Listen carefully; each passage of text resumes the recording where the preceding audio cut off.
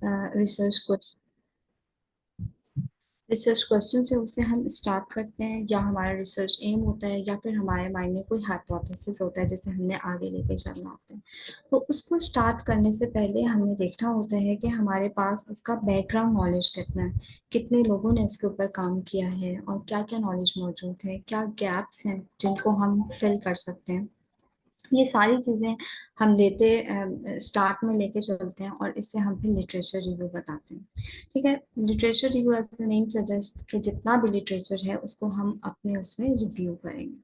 इसमें बहुत सी चीजें जो हमने लेके चलनी होती हैं। अब एक जो सबसे इम्पोर्टेंट पॉइंट है, ये इतना वास्ट टॉपिक है कि ये 1 घंटे या 1.5 घंटे में हम नहीं पढ़ सकते। ये हम पूरी जिंदगी सीखते रहते हैं। आप लोग अभी स्टूडेंट्स हो, आप लोग भी सीखोगे, और हम भी अभी तक सीख ही रहे हैं। सीखने का जो स्टेप है वो कभी भी नहीं स्टॉप होता। अच्छा, अब अगर हम कोट से स्टार्ट करें, कि लिटरेचर रिव्यू एक्चुअली आपको एक छोटा सा कोट है। इसमें क्या है कि आप समझें कि लिटरेचर रिव्यू जो है is a journey and a destination at the same time. किस तरह से कि फॉर एग्जांपल जर्नी को आप कंसिडर करो, there is a deep sea of knowledge. ठीक है, आपने इसके बेस के अंदर जाना है। ठीक है, उसकी बेस के अंदर जाना है, और जितने भी आपके नॉलेज उसके अंदर मौजूद है उसको इकट्ठा करना है। इकट्ठा करके आपने उसको कंपाइल करना है। ठीक है, कंपाइल करके फिर आपने उससे फाउंडेशन बना के अपनी रिसर्च की उसके ऊपर आपने अपनी बिल्डिंग खड़ी करनी है। ना सिर्फ ये जर्नी और डेस्टिनेशन है, इसके बाद ये क्या करता है कि हम इससे ये भी आइडेंटिफाई करते हैं कि पिछले प्रीवियस जितनी भी रिसर्चेस थी उनके बीच में क्या गैप रह गया, उसको हम आइडेंटिफाई करें और फिल करना भी ज़रूरी है, ताकि रिसर्च का प्रोसेस वहीं पर स्टॉप ना हो, कंटिन्यू रहे, और फ्यूचर इंडियोवर्स जो हैं वो उससे हमारे सारे खुल सकें। ठीक है। दूसरा कोट इसका क्या कहता है कि our researcher can not perform significant research without first understanding the literature in the field. For example, अगर आप स्टार्ट करना चाह रहे हो कि smoking causes the lung cancer. ठीक है, तो सबसे पहले तो मोस्ट इम्पॉर्टेंट चीज़ ये है कि आपको टोबैको के साइड इफ़ेक्ट्स पता हों। ठीक है, उसके बाद लंग कैंसर एक्चुअली क्या है वो चीज़ें पता हों, और ये पता हो कि इन दोनों का आपस में लिंक क्या है। ठीक हो गया। जब तक कि हम इन दो चीज़ों के ऊपर फोकस नहीं करेंगे, इसके बारे में हमें नॉलेज नहीं होगा, इसकी प्रीवियस रिसर्चेस हम नहीं फाइंड आउट करेंगे, हम इसको आगे लेके नहीं चल सकते। ठीक है। तो अब आप मार्केटिंग की फील्ड में जाओ या किसी भी फील्ड में जाओ। ठीक है, आप अगर कोई चीज़ स्टार्ट करते हो, फॉर एग्जांपल मेरा लिंक जो है वो डेंटल साइड से है, तो अगर फॉर एग्जांपल मैं अपना क्लिनिक स्टार्ट करने लगी हूँ, तो उसके अंदर मैं मेन चीज़ें क्या देखूंगी। अगर कि डेंटल जो आपकी सीट होती है या डेंटल चेयर जो होती है, वो मैं देखूंगी कि कौन कौन से इसके ब्रांड्स हैं, कौन से सक्सेसफुल हैं, किसके जो हैं वो क्या क्या फीचर्स हैं, वो सारी चीज़ें मैं लेके चलूंगी।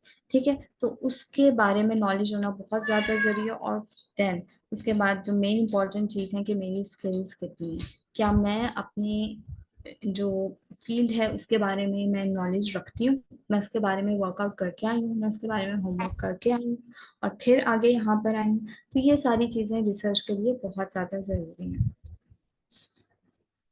क्योंकि अगर किसी का कोई क्वेश्चन हो तो वो चैट में लिख सकता है, हम उसे साथ साथ लेके चलेंगे।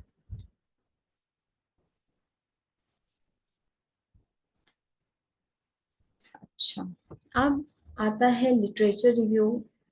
अगर हम इसको एज ए प्रोसेस लें, इसे एक रिसर्च का टॉपिक ना लें, एक होल प्रोसेस कंसिडर कर लें। ठीक है, तो जैसे कि हमने पहले भी अभी देखा कि एक कोई भी आपका एक स्पेसिफिक टॉपिक है।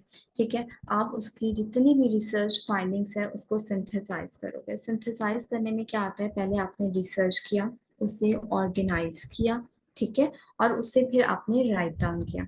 ये सारी चीजें आपकी बेस होती हैं। कोई भी आपकी जो रिसर्च है, फुल लेंथ स्टडी, उसकी बेसिस होंगी ये आपकी रिसर्च फाइंडिंग्स।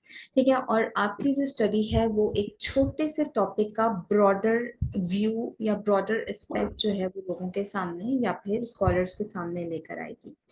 और दूसरा इसका पर्पस क्या है कि आपके जो कोई भी स्टडी है उसका बैकग्राउंड जो है उसके ऊपर आपको ग्रास्प होगा।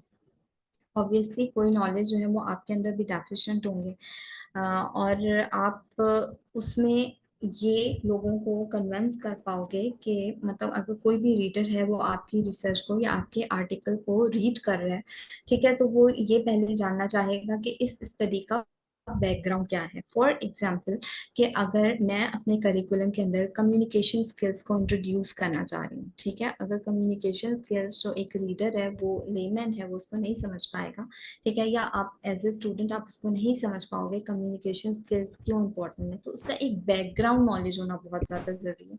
ठीक है, तो रीडर को पता चलना चाहिए कि बैकग्राउंड इस स्टडी का ये है, और क्यों जो आप अपनी स्टडी कर रहे हैं या ये स्टडी जो रीडर रीड कर रहा है वो इस डोमेन के अंदर नेक्स्ट लॉजिकल स्टेप क्यों है। तो ये इसका पर्पस है। और एक चीज ये भी कि good literature review research topic, जब तक कि आप उसे थॉरो रिसर्च नहीं करोगे तो आपका जो लिटरेचर रिव्यू है वो कभी भी अच्छा नहीं होगा। इसके बाद जो सबसे स्टेप आता है वो है राइटअप। राइटअप जो है वो बहुत ही तसल्ली वाला काम है। ये आप विद इन अ डे नहीं कर सकते, ना 2 डेज में कर सकते हो। ये कभी कभार काफी डेज ले लेता है, काफी वीक्स, और sometimes it takes months. Yes, you heard it right, it takes months sometimes। ठीक है, तो घबराना नहीं है, बस बात वही है, घबराना नहीं है, आहिस्ता आहिस्ता लिटरेचर रिव्यू को तसल्ली से करना।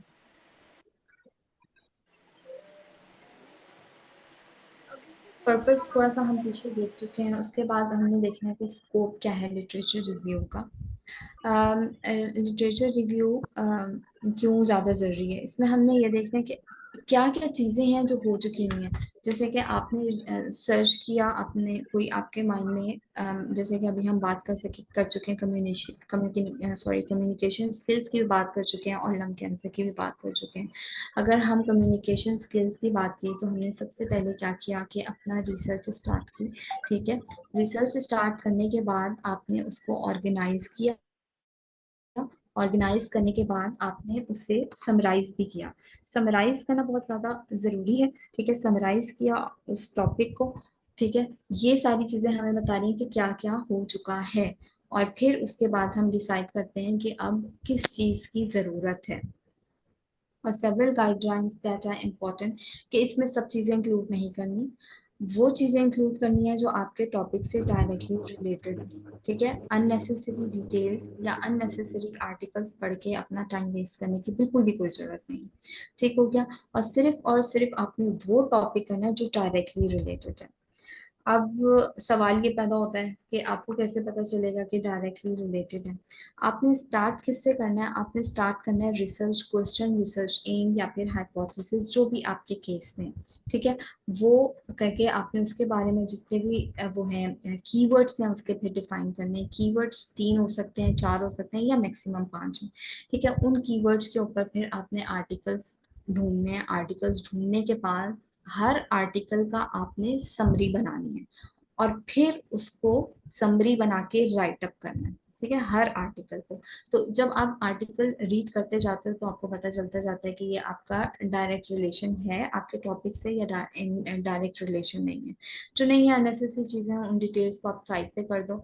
और कभी कभार इस तरह भी होता है कि हम ऐसे टॉपिक चूज कर लेते हैं जिसके ऊपर रिसर्च ज्यादा नहीं हुई भी होती। ठीक है, तो इन टॉपिक्स के लिए आप रिलेशंस की तरफ जाते हो, जो डायरेक्टली रिलेटेड ना हो आपके क्वेश्चन से या आपके क्वेश्चन सॉरी एम से, लेकिन इनडायरेक्ट रिलेशन उनका तब हो सकता। Okay, any question?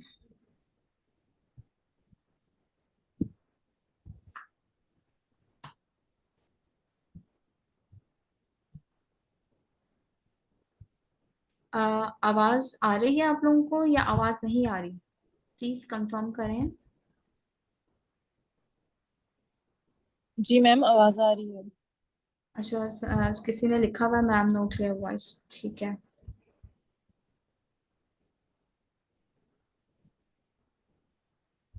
Fawad Khan, आपने ये लिखा है, is it enough if we just go through just abstract reading initially instead of reading the whole article?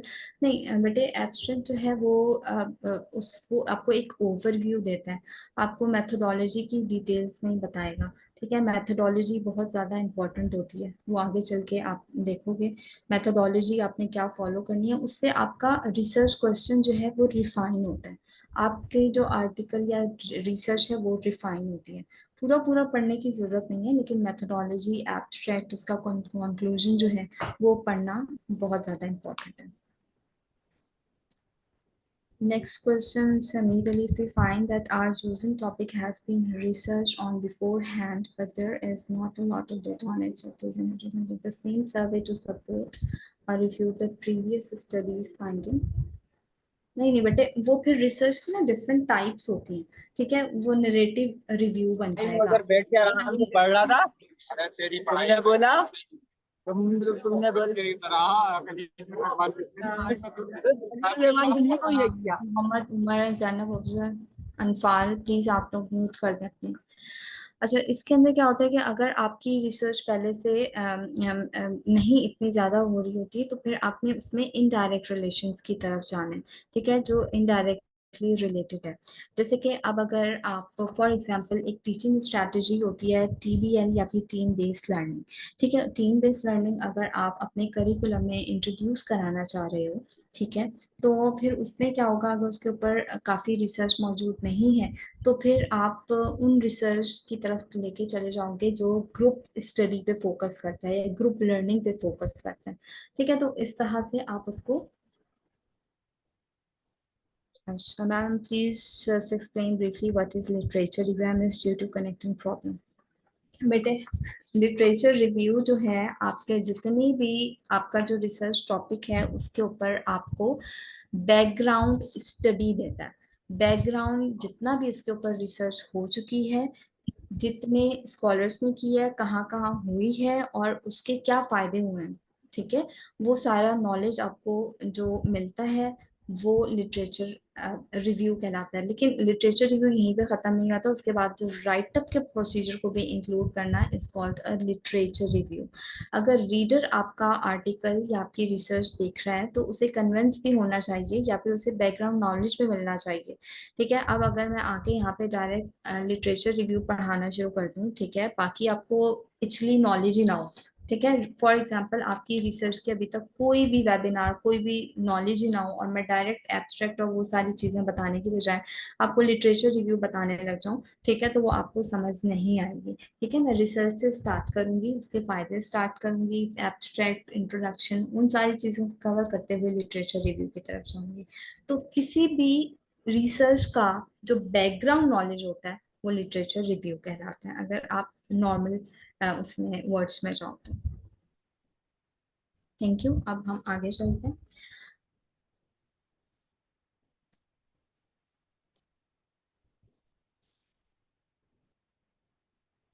अच्छा, लिटरेचर रिव्यू जो है वो आपको किस तरह हेल्प आउट करता है आपकी रिसर्च के अंदर। सबसे पहले तो मोस्ट इम्पॉर्टेंट चीज़ ये है कि आपकी रिसर्च जो है वो नीडेड भी है या आप यूं ही बस रिसर्च कर रहे हो, ठीक है, ये जानना बहुत ज़्यादा ज़रूरी है और ये लिटरेचर रिव्यू से ही पता चलता है। फिर उसके बाद आता है कि जो हमारे पास जब हम अपने अपने रिसर्च के लिटरेचर की तरफ जाएंगे, बैकग्राउंड नॉलेज की तरफ जाएंगे और डिफरेंट स्टडीज जब हम रीड करते हैं, पढ़ते हैं, उनके नॉलेज हमें मिलता है, तो हमें ये भी पता चलता है कि क्या क्या डिफरेंट वेज हैं, क्या क्या डिफरेंट मेथडोलॉजीज हैं, क्या रिसर्च डिज़ाइन है जो कि हम यूज़ कर सकते हैं अपनी स्टडी के अंदर, ठीक है। और फिर इससे क्या होता है कि हमारा जो प्रॉब्लम है वो नैरो डाउन होता जाता है, या फिर हमारी जो प्रॉब्लम स्टेटमेंट है वो थोड़ी नैरो डाउन हो जाएगी, या फिर ये भी हो सकता है कि आपका एक और रिसर्च क्वेश्चन ऐड हो जाए इसमें, ठीक है, तो वो डिपेंड करता है चीज़ों पे, आपकी स्टडी पे। और फिर क्या होता है कि डिफरेंट स्टडीज जब हमें मिलती हैं, डिफरेंट कॉन्टेक्स्ट में मिलती हैं, डिफरेंट जगहों पे मिलती हैं, तो फिर हमारे पास एक कंपेरेटिव डेटा आ जाता है, ठीक है। कंपेरेटिव डेटा जब हमारे पास आ जाएगा तो फिर बड़ी आसानी हो जाती है कि हम प्रीवियस स्टडी को डिस्कस कर लें, इंटरप्रेट कर लें। और ये कंपेरेटिव डेटा बड़ा इंपॉर्टेंट होता है, इससे प्रिसीशन बहुत ज़्यादा हमारी स्टडी के अंदर आती है, वैलिडिटी हमारे अंदर, हमारी रिसर्च या हमारी स्टडी के अंदर आती है। और फिर इसके अंदर हमारे पास एक हाइपोथेसिस जो है या फिर क्वेश्चन जो है फर्दर स्टडी के लिए जनरेट हो जाता है, यानी कि हमारा कोई ऐसा हाइपोथेसिस हो जिससे कोई और बंदा स्टडी कर ले, ठीक है, तो ये सारी चीजें हेल्प आउट हमें हेल्प मिलती है इसमें ना।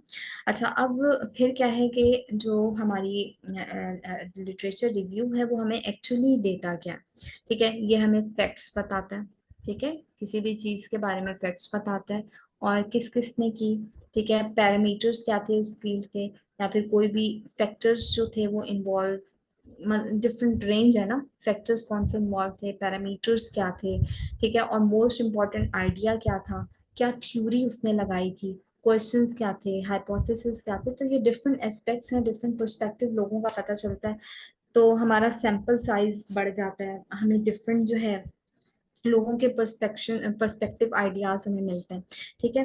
तो फिर क्या होता है, और knowledge of the methodologies common to the field, के मेथोडोलॉजीज कौन सी, अगर कम्युनिकेशन स्किल फॉर एग्जांपल है तो इसके अंदर मेथोडोलॉजी जो है, हो सकता है लोगों ने ज्यादातर क्वालिटेटिव ही यूज की होती हैं, ठीक है, तो मैं बोलूंगी स्टडीज सारी पढ़ के कि मैं बोलूंगी कि भाई मैं क्वालिटेटिव लेके चलती हूँ अपनी स्टडी को, लेकिन उनमें से कोई हो सकता है एक हो जो कि क्वांटिटेटिव मेथड को उसने एम्प्लॉय किया हो, ठीक है, तो फिर मैं बोलूंगी कि इसके रिजल्ट ज्यादा अच्छे आए हैं तो मैं मिक्स्ड मेथड कर लेती हूँ, तो सी कि किस यानी तरह सबसे मेरी करेक्ट स्टडी और आइडियाज जो है वो जो है।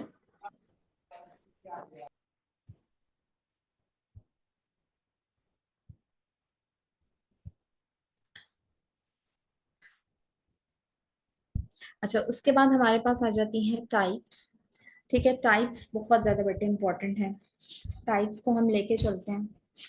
एक मिनट। अगर हम टाइप्स को लेके चलें, अगर ऊपर से नीचे जाने की बजाय अगर हम नीचे से ऊपर की तरफ चले जाएं तो बड़ा इम्पोर्टेंट होगा, कि सबसे पहले हमारे पास क्या है कि सिस्टमैटिक रिव्यू क्या है। सिस्टमैटिक रिव्यू क्या है कि ये बहुत ही रिगरस और कॉम्प्रिहेंसिव मेथड होता है कि हमने सिंथेसाइज करना है जितना भी हमारे पास रिसर्च क्वेश्चन से रिलेटेड हमारे पास डेटा मौजूद है, उसको हम यूज करेंगे, ठीक है, उसको यूज करने के बाद हमारे पास क्या होगा कि हमारे पास डेटा आ जाएगा, ठीक है। एक्सक्यूज मी, मैं सुन नहीं पा रही, बीच में एक आवाज आ रही है, अगर आपका कोई क्वेश्चन है तो प्लीज चैट पे लिखते हैं, इस आवाज में सुन नहीं पा रही। अच्छा, इसके अंदर क्या इन्वॉल्व होता है कि हम कोई भी डेटा जो है उसे सिलेक्ट करें, उसकी क्रिटिकली अप्रेजल उसका दें, क्रिटिकल अप्रेजल दें और फिर उसको समराइज कर दें उस स्टडीज की फाइंडिंग को, ठीक है। अब सिस्टमैटिक रिव्यू का गोल क्या है कि इससे बायसेस जो है वो मिनिमाइज हो जाती है, हमारे पास एक क्लियर एविडेंस बेस्ड आंसर आ जाता है, ठीक है। अच्छा, अब हम ये हो गया, अब अगर हम मैं चाह रही हूँ कि मेरी सिस्टमैटिक रिव्यू के अंदर मैं थोड़ा सा स्टैट्स को भी इन्वॉल्व कर दूं, ठीक है, स्टैटिस्टिकल टेक्निक होती है एक मेटा एनालिसिस को मैं इन्वॉल्व करती हूँ, तो इससे क्या होगा कि मेरे पास स्टैट्स भी आ जाएंगे, ठीक है, क्वांटिटेटिव डेटा आ जाएगा और मेरी जो स्टडी है उसकी वैलिडिटी ज्यादा हो जाएगी, ठीक है। उसके बाद हमारे पास आता है जनाब, फिर अब हम नरेटिव रिव्यू से ही स्टार्ट करते हैं। नरेटिव रिव्यू जो है वो कॉम्प्रिहेंसिव ओवरव्यू होता है किसी भी स्टडी का, कोई भी टॉपिक है, कोई भी स्टडी है, ठीक है, और इसमें क्या करते हैं कि हम समराइज करते हैं और सिंथेसाइज करते हैं जो भी हमारे पास एग्जिस्टिंग रिसर्च है। अब अगर हम सिस्टमैटिक रिव्यू से इसे डिफ्रेंशिएट करें तो ऑलमोस्ट सेम ही होता है, लेकिन ये ज़्यादा फ्लेक्सिबल होता है, ठीक है, as compare to systematic analysis, ठीक है, और ये क्या करता है कि आइडेंटिफाई करता है थीम्स को, ट्रेंड्स को, और फिर हमारे जितने भी गैप्स हैं उनको आइडेंटिफाई कर लेता है। अच्छा बेटे, ये जो आपको टाइप्स हैं इतने आराम से समझ नहीं आएंगी, बहुत ज़्यादा कंफ्यूजिंग है, और ये है कि इनके बीच में एक बॉर्डर लाइन डिफरेंस ही होता है, ठीक है, तो जो जो टाइम गुजरता जाएगा आपको फिर समझ आएगी, लेकिन एक ये है कि आपको इसके अंदर जब तक कि आप रिसर्च नहीं करोगे टाइप्स नहीं समझ आएगी। अच्छा, ma'am did not, Mohammad Haseeb का क्वेश्चन आया है कि उनको समझ नहीं आया। अच्छा, बेटे सिस्टमैटिक रिव्यू क्या है कि रिगरस और कोई कॉम्प्लेक्स आइडिया है उसके बारे में हमें बहुत ज्यादा डिटेल में पता चलता है, मतलब अगर फॉर एग्जांपल आपका कोई एक टॉपिक है उसके ऊपर जितने भी हमारे पास स्टडी मौजूद होंगी आप शुरू से आखिर तक उसको रीड करोगे, ठीक है। मतलब पूरी स्टडी को रीड नहीं करोगे, सारी स्टडीज जितनी भी मौजूद हैं उनको रीड करने के बाद आप उसे समराइज करोगे अपने वर्ड्स में, ठीक है। और अगर इसके अंदर आप एक स्टैट्स का भी डाल दोगे, एनालिसिस डाल दोगे, तो उसे मेटा एनालिसिस कहते हैं, कि वो डिफरेंट स्टडीज को एट अ टाइम जो है उसके अंदर इन्वॉल्व कर लेती है, ठीक है। अब जब वो डिफरेंट स्टडीज के क्वांटिटेटिव डेटा को यानी कि स्टैट्स को इन्वॉल्वमेंट होगी उसमें, तो आप देखो कि हमारा जो सैंपल साइज है वो ज्यादा हो जाएगा। सैंपल साइज अगर आप इंडिविजुअल स्टडी के अंदर लेट से आपने 30 जो है क्वेश्चनियर फिल कराए थे, ठीक है, 30 क्वेश्चनियर क्वालिटेटिव डेटा था फॉर एग्जांपल, या फिर क्वांटिटेटिव डेटा 200 300 थे, ठीक है, आपने वो फिल कराए थे। अब अगर आप इसको मल्टीप्लाई कर लोगे जितनी भी स्टडीज हैं, तो आपके ऊपर एक, आपके पास जो एक सैंपल साइज है वो ऑटोमेटिकली ज्यादा हो जाएगा एज कम्पेयर टू इंडिविजुअल, ठीक है। तो ये आपका सिस्टमैटिक रिव्यू है। तो नरेटिव रिव्यू भी यही है, लेकिन अगर इसके अंदर आप थोड़ा सा इसको फ्लेक्सिबल कर लो, ठीक है, कॉम्प्रिहेंसिव इसका वो कर लो, डेटा समराइज और ऑर्गेनाइज करने के बाद आप क्या करो कि इसको थोड़ा सा फ्लेक्सिबल कर लो मेथडोलॉजी के मामले में, ठीक है, ब्रॉडर रेस्पेक्ट वो कर लो ना इसके अंदर, तो इन्वॉल्व कर लो, थीम्स को आइडेंटिफाई कर लो, तो ये आपका हो जाएगा नरेटिव रिव्यू। जैसे कि एक जो भी आपकी स्टडीज है उसकी नरेशन उसको बताना, उसी को ही एक्सप्लेन करना, अपनी तरफ से कुछ ऐड नहीं करना, ठीक है। ये हो गया नरेटिव रिव्यू। उसके बाद हमारे पास आता है critically appraised topic. Critically appraised topic क्या है कि कोई भी आपका क्लिनिकल क्वेश्चन है, आप उसे फौरन से आंसर करना चाह रहे हो, ठीक है। फौरन से आंसर करने के लिए आप क्या करोगे, एविडेंस ढूंढोगे, ठीक है।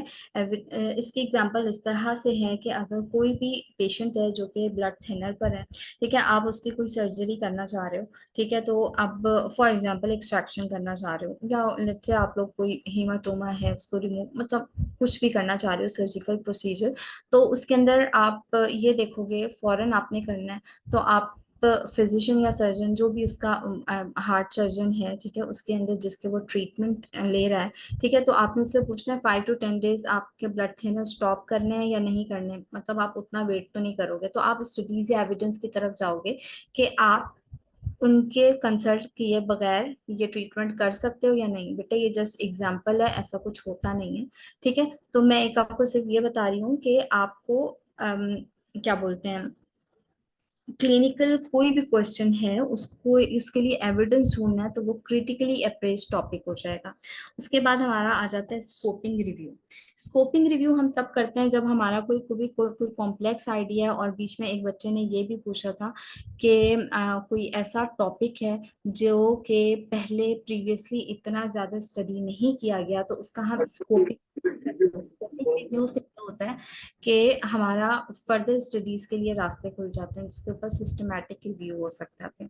उसके बाद हमारे पास एक रैपिड रिव्यू है। रैपिड रिव्यू एक क्विक एविडेंस होता है, ठीक है, जिसमें हमने कोई हेल्थ केयर पॉलिसी बनानी है, ठीक है, कोई आइडिया जनरेट करना है, कोई पब्लिक रिलेटेड कोई इशू है जिसे रिजॉल्व करना है, तो उसमें हम रैपिड रिव्यू दे देते हैं, ठीक है।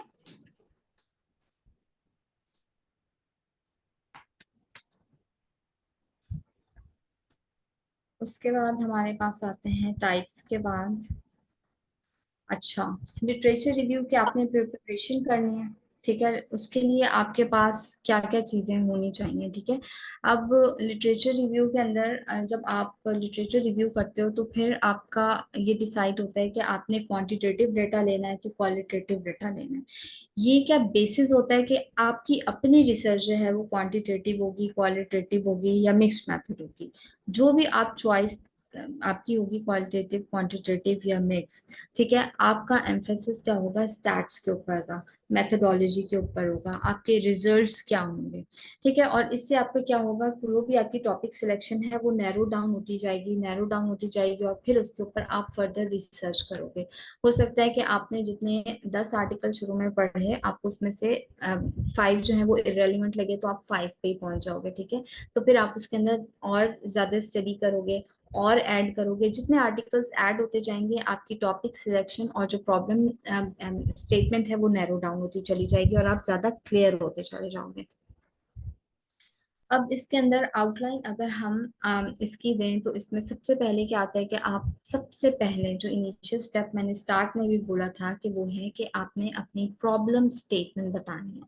जब तक कि प्रॉब्लम स्टेटमेंट आप फॉर्मुलेट नहीं करोगे आपको आइडिया नहीं होगा कि आपका टॉपिक एक्चुअली क्या है और आपने सर्च क्या करना है, कौन सी मेथोडोलॉजी एम्प्लॉय करनी है, ठीक है, और कौन सा डेटा जो है, रिसर्च डिजाइन, स्टडी डिजाइन, क्या इन्वॉल्वमेंट, वो आप आगे जाके पढ़ोगे।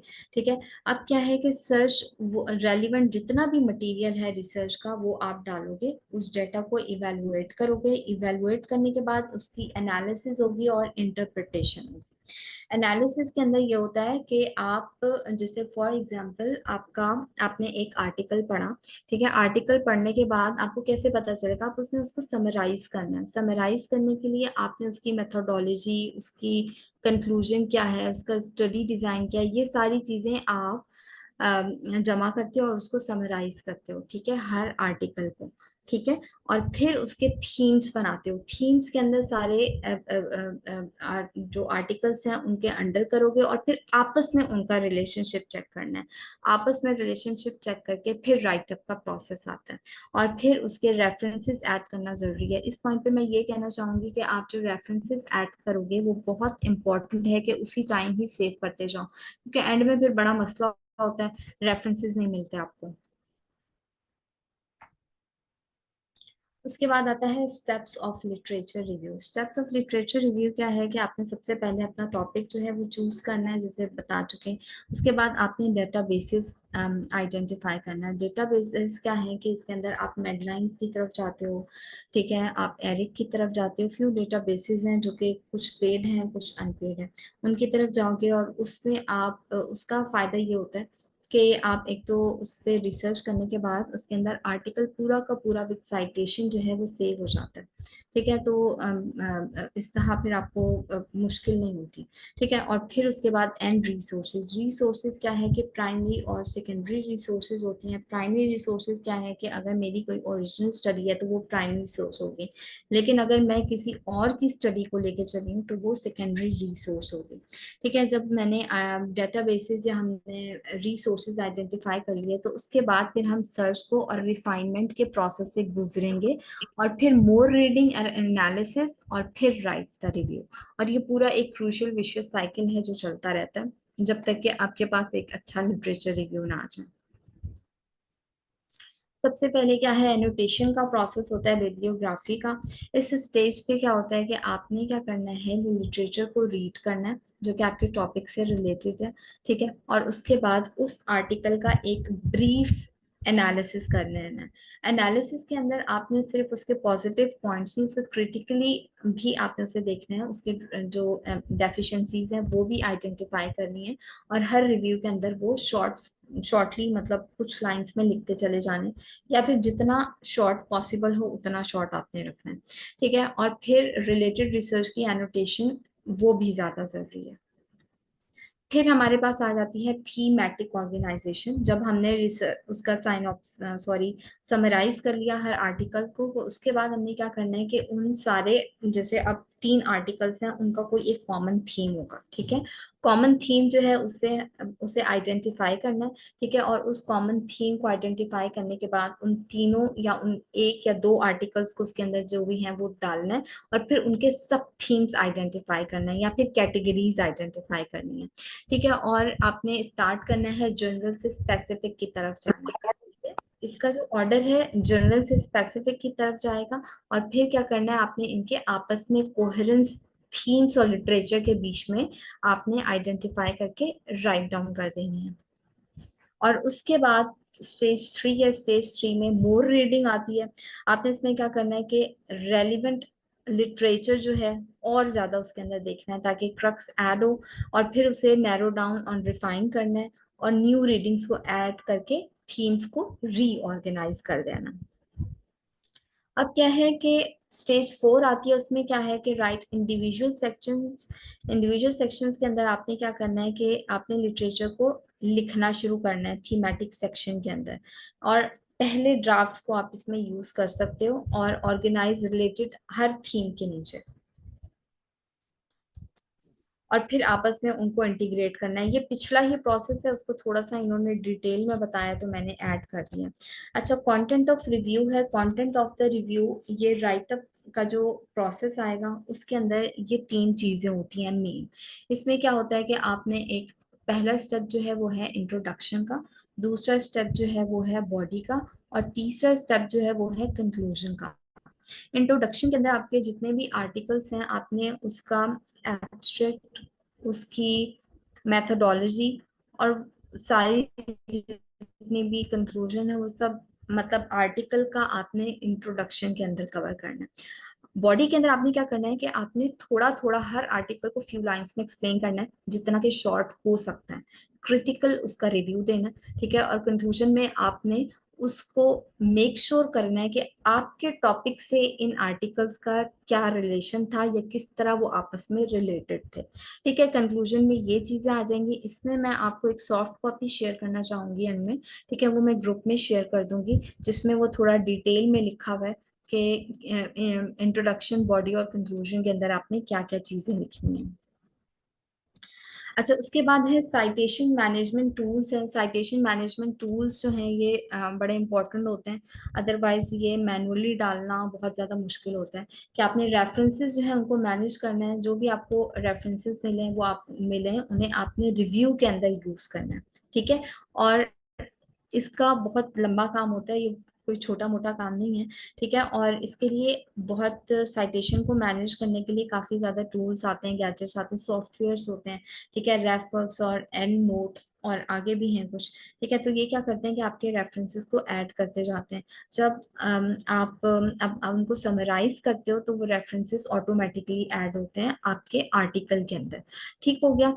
अच्छा, इसमें एक बहुत इंपॉर्टेंट चीज ये है कि आपने एज इट इज कुछ भी नहीं लिखना। जैसे कि आप किसी आर्टिकल को रिव्यू कर रहे हो तो उनके ही वर्ड्स नहीं लिखने, ये प्लेजरिज्म में आ जाता है। वो आपने अपनी वर्डिंग्स में उनकी जितनी भी रिसर्च, जितनी भी फाइंडिंग्स हैं वो लिखनी होंगी। उसके बाद साइटेशन सॉफ्टवेयर है जिसमें रेफर्स ये कुछ है, एंड नोट है, मेडले है, और फिर डेटाबेस आता है। डेटाबेस एरिक डेटाबेस है, मेडलाइन है, और कॉकरेन डेटाबेस है। अच्छा, अब इसकी एग्जाम्पल्स हैं। अगर आप इस एग्जाम्पल को देखो, एक बैड रिव्यू की एग्जाम्पल ये है कि अगर आप इसमें देखो तो इसमें जैसे मैंने बताया था कि इंट्रोडक्शन पहले देना। इंट्रोडक्शन में इन्होंने जस्ट एक सेंटेंस ऐड किया और बॉडी में भी नहीं है, और कंक्लूजन भी कुछ इतना खास नहीं है। ठीक है, अगर मैं आपको 2 मिनट देती हूँ, आप इसको रीड करो और फिर चैट के अंदर आप लोग आइडेंटिफाई कर सकते हो कि इसके अंदर आपको क्या डेफिशिएंसीज नजर आ रही हैं।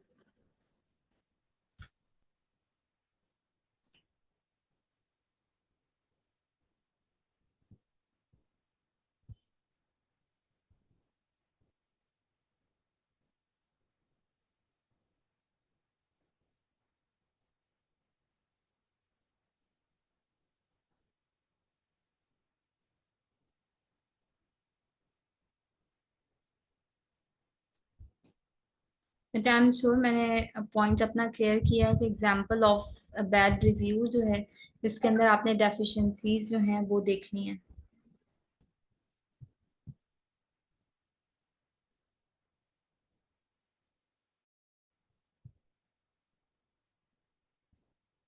मरियम तारिक, श्योर, मैं आपसे शेयर कर दूंगी। No problem, not a problem. और सेशन के बाद भी अगर आप लोगों के कोई क्वेश्चंस हो तो you are more than welcome, क्योंकि मैं समझती हूँ कि लिटरेचर वो इतने छोटे से सेशन में नहीं समझ आता, काफी कंफ्यूजन्स होंगी। आप जितनी दफा मर्जी क्लियर करना चाहो, I am here to help you out guys.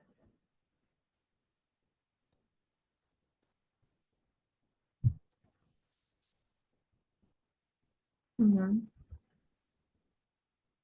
Umar Ali.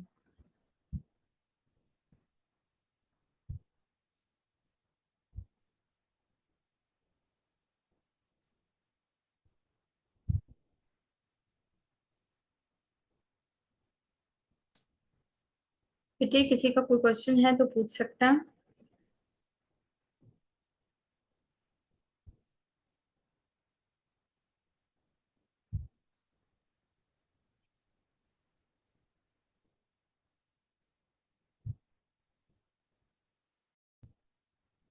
Guys, if you have any questions, please use the chat box or raise your hand.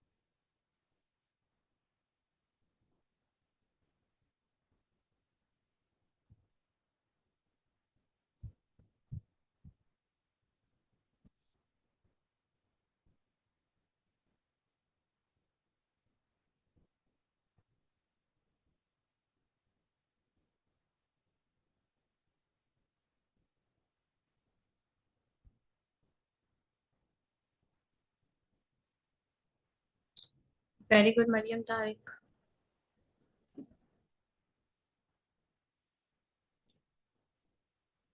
Right.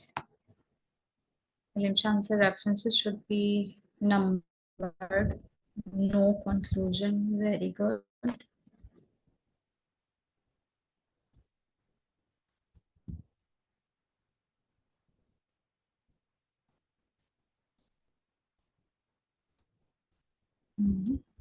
Noor Naeem, right.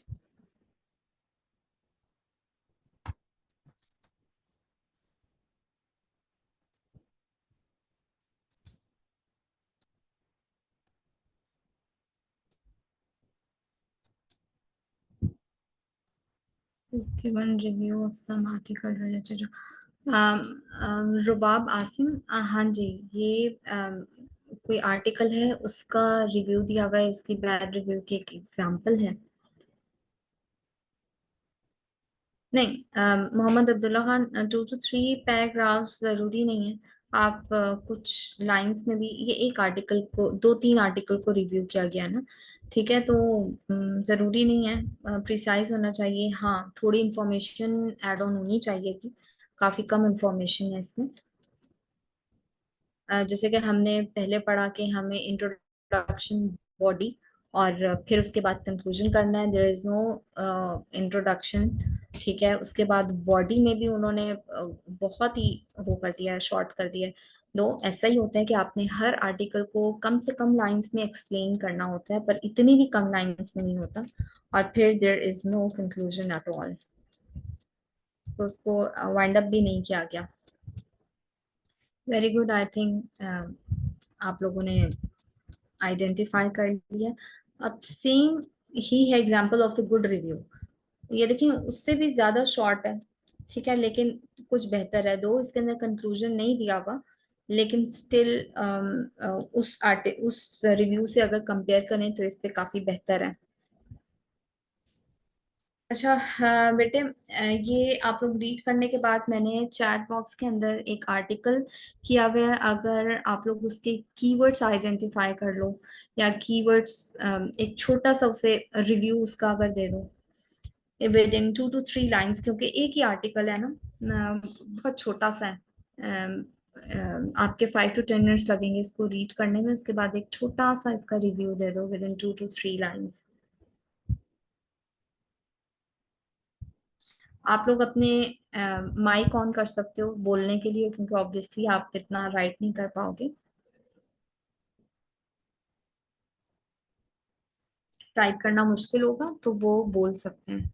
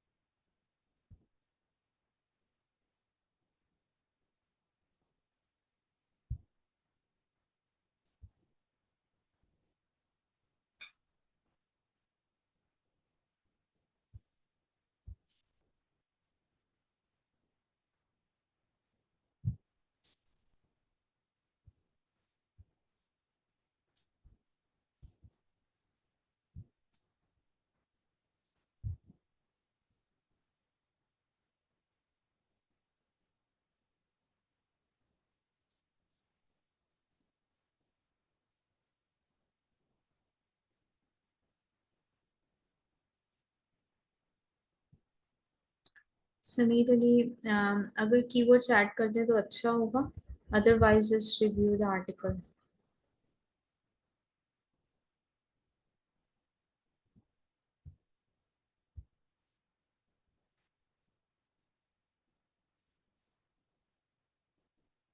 Sir तो कीवर्ड्स आप लोग अपने आर्टिकल रिसर्च क्वेश्चन का या abstract का डालते होते हैं एब्स्ट्रैक्ट के एंड में, लेकिन मैंने सिर्फ प्रैक्टिस पर्पस के लिए बोला था, अदरवाइज आप रिव्यू कर दो इस आर्टिकल को।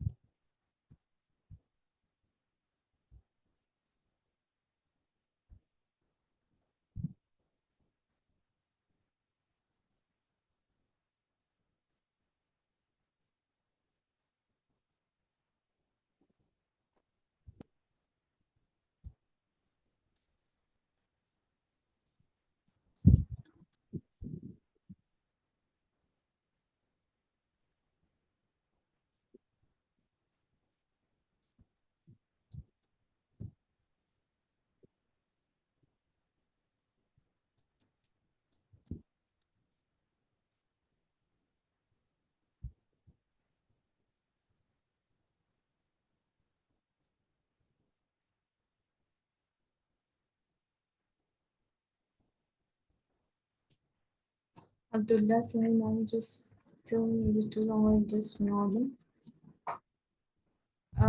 मेरे ख्याल से आप आर्टिकल के बारे में पूछना चाह रहे हो। बेटे आर्टिकल तो इसी तरह के होते हैं, आपको पूरा रीड करने की जरूरत नहीं है। आप पूरा रीड करोगे तो आपको तो पूरा दिन लग जाएगा। आपने बस उसकी कंक्लूजन, एब्स्ट्रैक्ट, इंट्रोडक्शन, इन सारी चीज़ों, मेथोडोलॉजी को एक दफ़ा रीड कर लो। इसको जस्ट आपने रिव्यू करना है। ठीक है, कोई इसका एग्जाम नहीं है, बस फ्यू लाइंस में आपने इसको रिव्यू करना है। थोड़ा सा इंट्रोडक्शन, बॉडी, और फिर कंक्लूजन। ये मामूली सा, मतलब 3 to 4 लाइंस या 1 पैराग्राफ या मैक्सिमम 1.5 पैराग्राफ का आपका होगा। वर्ड डॉक्यूमेंट पे आप बना लो, या जिससे भी आपको इजी हो, इधर ही फ्यू लाइंस ऐड कर दो या बोल लो, किसी भी तरह।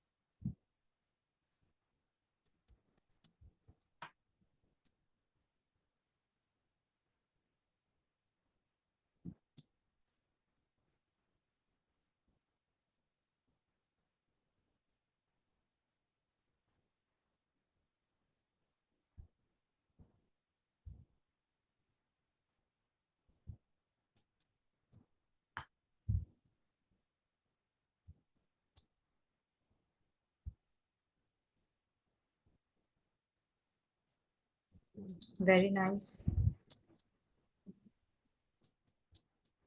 ये एक बच्चे ने किया है,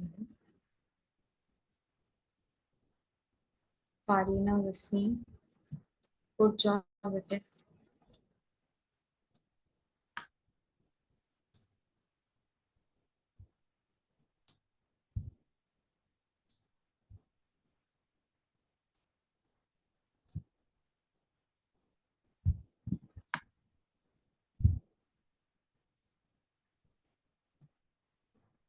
निमरा तनवीर का भी आ गया है।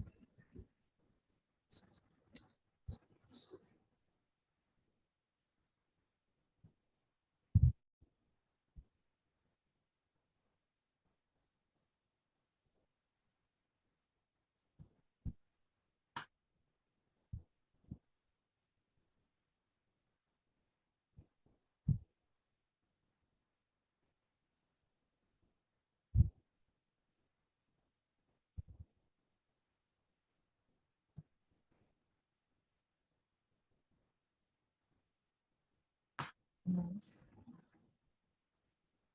निमरा तनवीर और फारीना वसीम, आप दोनों ने काफी अच्छा कर लिया। Very good, both of you.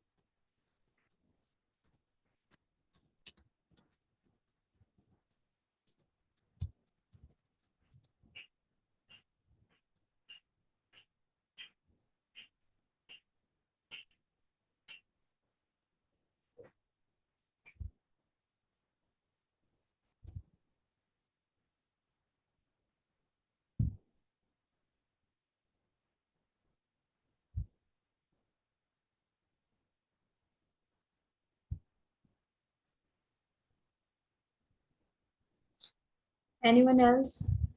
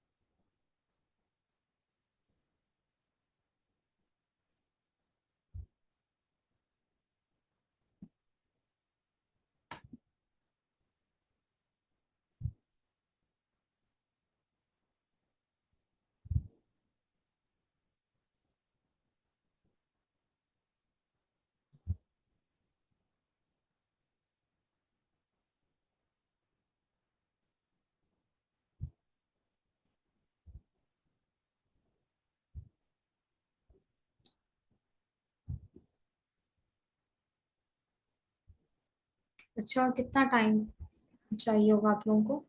I guess 5 minutes में आप लोग जिस जिसने कर लिया वो सेंड कर दे इसी तरह।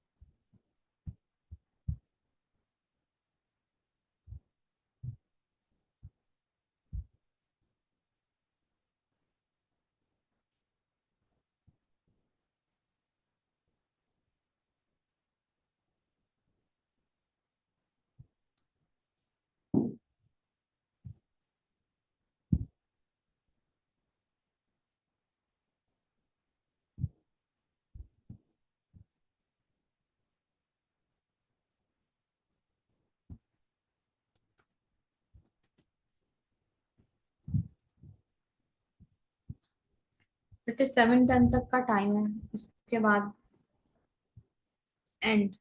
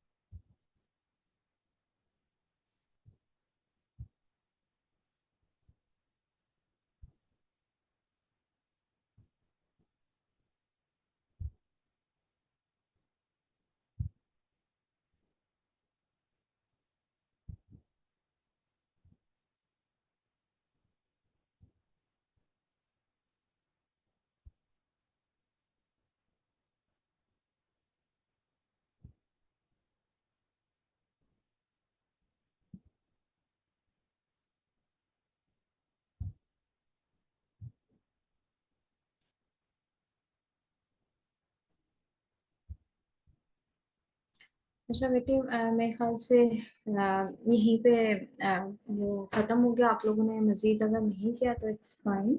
अगर क्वेश्चन आंसर्स आपके कोई हैं मजीद तो हम वो कंटिन्यू करेंगे, अदरवाइज यहीं पे एंड हो गया। Please ask question if you have any.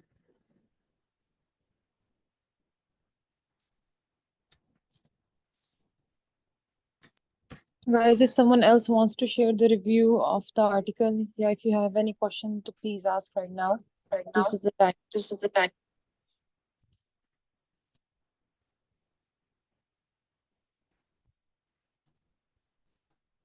ठीक है, एक और भी आया है रिव्यू बाय दायन शाहिद।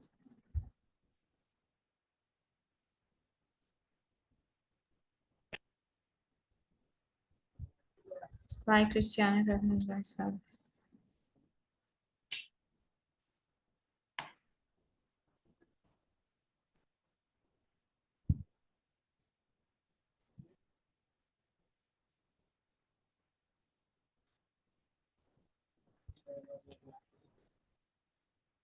ठीक है, शॉर्ट रिव्यू था आपका भी सही है दान शाहिद का। अच्छा, हाँ, मोहम्मद हसीब, आप साइटेशन के बारे में क्या जानना चाहते हैं वो मुझे बता दें कि आपने साइटेशन किस तरह ऐड करनी है, ये जानना चाहते हैं। तो साइटेशन, अगर आपका यही क्वेश्चन है तो मैं इसे आंसर करना चाहूंगी कि साइटेशन को आपने सॉफ्टवेयर के थ्रू ऐड करना होता है। जैसे कि फॉर एग्जांपल मेंटली है, बहुत इंपॉर्टेंट सॉफ्टवेयर है। इसका आपने कोई भी आर्टिकल जो है इसके अंदर आपने सेव कर देना है। लेट्स से आपका ये वाला जो आर्टिकल मैंने शेयर किया, आपको इसको नंबर 1 देना है। ठीक है, इसका टाइटल नंबर 1 होगा, आपने इसको सेव कर दिया। ठीक है, सेव करने के बाद जब भी आप उस आर्टिकल के कोई लाइन से कुछ ऐड करोगे, उसमें रिव्यू ऐड करने, साइटेशन ऐड करने के लिए आप उसको क्लिक करोगे तो वो ऑटोमेटिकली ऐड होता चला जाएगा। और इसके अंदर डिफरेंट स्टाइल्स होते हैं। ठीक है, डिफरेंट स्टाइल्स हैं कि वैनकूवर स्टाइल से आपने साइटेशन ज्यादातर ऐड होती है, तो आपने वैनकूवर स्टाइल से ज्यादातर ऐड करनी होती है।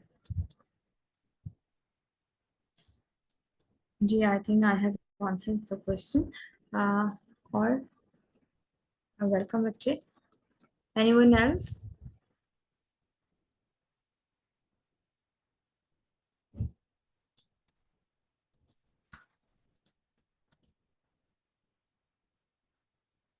जी, मैं उमर साजिद, ये मैं एंड में ग्रुप में शेयर कर दूंगी वो डॉक्यूमेंट जो लिटरेचर रिव्यू के लिए राइट अप करने के लिए होता है, कि आपने इंट्रो में क्या क्या चीजें ऐड करनी है, बॉडी में क्या क्या चीजें ऐड करनी है, और फिर कंक्लूजन के अंदर क्या ऐड करना है। ये different, Marjia Bilwani, different softwares होते हैं। The most famous one is Mendeley. Mendeley बहुत ही मतलब इजी टू यूज होता है। वैसे मैं उसकी कोई भी वो नहीं कर रही, लेकिन ये है कि सारे सॉफ्टवेयर अच्छे हैं, जैसे साइटेशन रेफवर्क्स है, एंड नोट है, मेंडले है, जुटैरो है। ये सारे ये नाम है साइटेशन सॉफ्टवेयर्स के। ठीक है, आप इससे साइटेशन ऐड कर सकते हो। इससे थोड़ा काम आसान हो जाता है। इनका फायदा एक तो ये भी होता है, ये मैं ऐड करना चाहूंगी कि इसका फायदा ये होता है कि इस सॉफ्टवेयर के अंदर आपका आर्टिकल भी सेव हो जाता है। ठीक है, और उस आर्टिकल का टाइटल आप नंबर जो भी देना चाहो वो आप दे सकते हो। तो मैनुअली इसमें ऐड नहीं करना पड़ता, सॉफ्टवेयर ही ऐड करता जाता है, तो थोड़ा आपका काम आसान हो जाता है।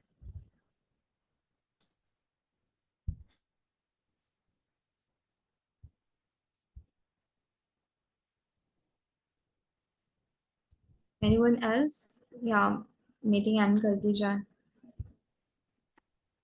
I guess, ma'am, those are all the questions. Thank you so much for your time and availability and for ठीक, being part of this session. अगर किसी को कोई और क्वेश्चन होए तो आप ग्रुप में you can leave in the group chat. Ma'am will answer over there. Also, आप ma'am, we have a जी, quick picture now, so if everyone can open up their cameras, that would. या sure.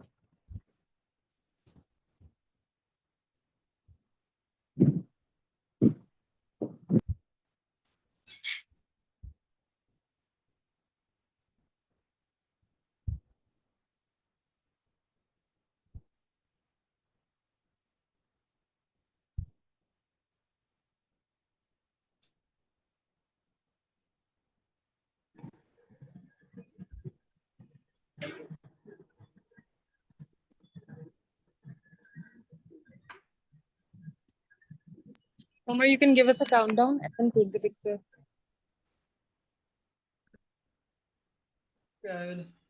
In 3 seconds. First of all, please, can you stop sharing the screen? It's complicated. It's taking too much of the screen.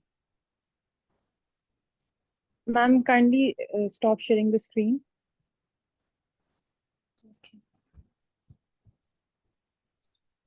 Now it's fine. On the count of 3. 1, 2, 3. Again.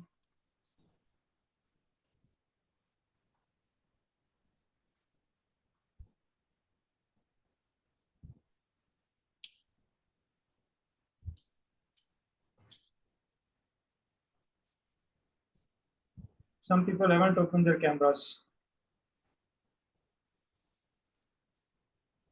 Kindly everyone open their camera. Ready नहीं होंगे वो लोग for the picture. I can only see a few.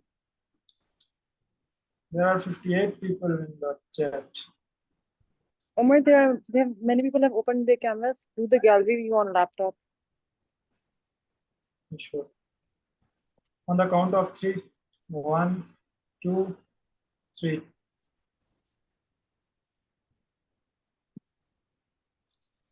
Okay, I think we have enough pictures. Perfect. Thank you so Over much. to the speakers. Thank you so much, ma'am, once again. And thank you to the participants as well. We'll have the second session tomorrow at 8 p.m. inshallah. So please be available in that session too. And that's all from my side. You guys may leave the meeting. Allah Hafiz, ma'am.